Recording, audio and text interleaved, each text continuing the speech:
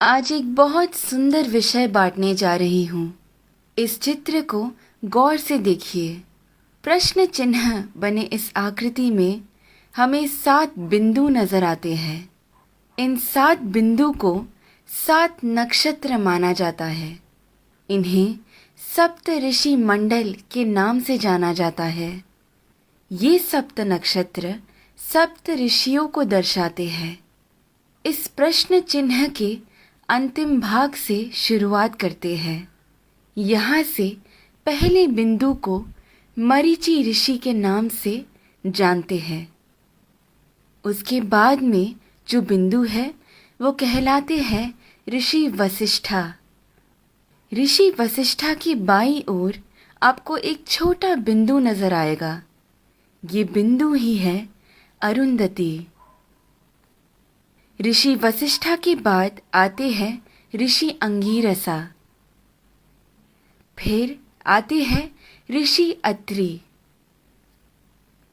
फिर दाईं ओर की तरफ मुड़ते हुए जो बिंदु आता है वो है ऋषि पुलस्त्य। उसके बाद आते हैं ऋषि पुलह और फिर ऋषि क्रतु।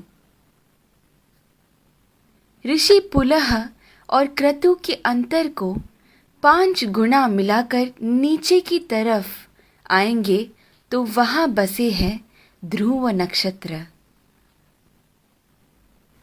सदा उत्तर में रहने की वजह से उसे ध्रुव नक्षत्र कहा जाता है।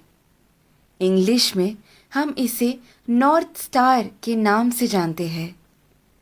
बाल्यावस्था के ध्रुव नक्षत्र अगर उत्तर में बसे हैं तो वृद्धावस्था के अगस्त्य नक्षत्र दक्षिण में बसे हैं। अगस्त्य और ध्रुव नक्षत्र हमेशा उसी स्थान पर ही पाए जाते हैं। इन दोनों के बीच में मौजूद आकाश गंगा सतत घूमती रहती है। इस कारण से हमारी धरती अक्ष के ऊपर घूमकर घूमती रहती है। ये सच है कि सारा जगत भगवान के इर्द गिर्द घूमता रहता है, लेकिन वो हमें कभी नजर नहीं आ सकता।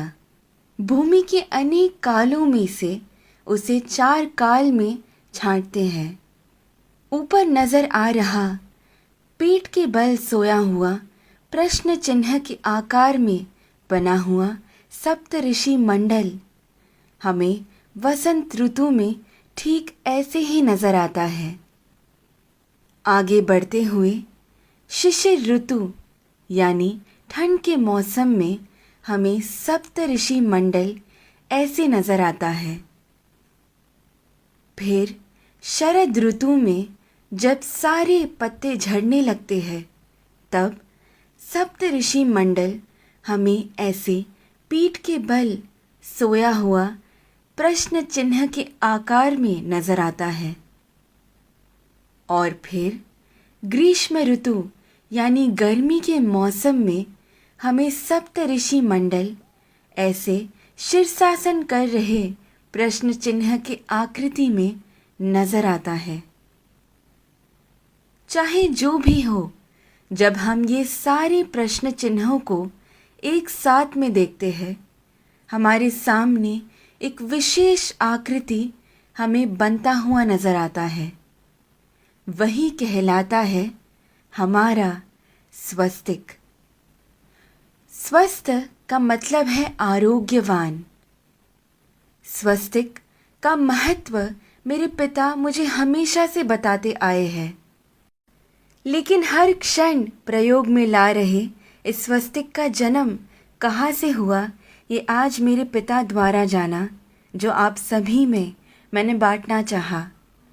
ध्रुव नक्षत्र को देखते हुए हमें ये मालूम होता है कि हम पूरी जिंदगी जिस दिशा की ओर बहते जा रहे हैं वही है उत्तर दिशा। इसीलिए शायद हमारी भूमि पर भी दक्षिण में अधिक जल है और उत्तर की ओर अधिक ज़मीन है।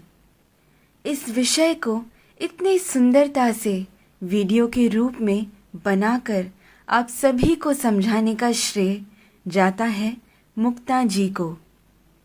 धन्यवाद तत्परा अहोरात्रा।